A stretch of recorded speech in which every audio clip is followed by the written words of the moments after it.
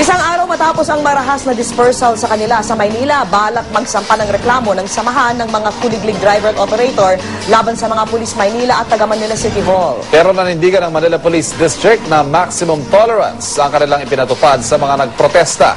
Saksi si Emil Sumangi.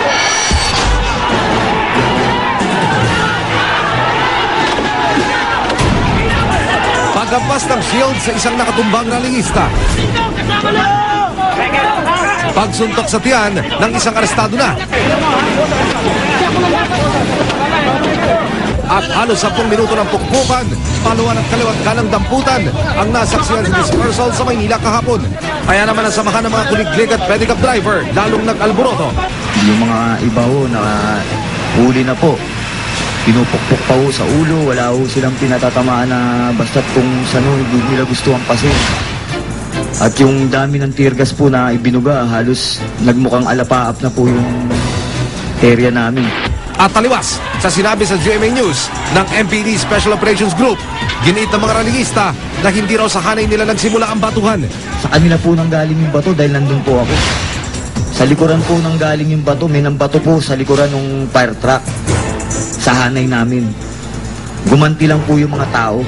Kaya naman, heto ang buwelta nila sa mga otoridad. Due to the injuries that were sustained by my clients, we will be filing complaints for less serious or serious physical injuries. Ang Manila's Finest naman, handa raw pa imbestigan ang nangyaring dispersal. Kasabay nito, naggain na ang MPD ng reklamong direct assault at obstruction laban sa 15 nagprotestang kuliglig driver. Sa pakiusap po ng ating kapulisan, hindi po sila bumigay hanggang sa nagkaroon po ng dispersal operation. Dumipensa rin ang Office of the Mayor ng Maynila, maximum tolerance daw ang ipinatupad ng mga pulis. Binigyan namin sila ng alas 12 para naman na mailahan nila ang kanilang mga damdamin dito sa Bonifacio Shrine na miski wala silang permit, mabandang alas 2, madaling sabi, hindi sila nag-disperse. Ang ginawa pa nila, hinarang nila yung mga kuliglig nila sa gitna ng daan. Sa ngayon, patuloy ang pag-iiral ng kautusang nagbabawal sa mga kuliglig sa mga pangunahing lansangan sa Maynila.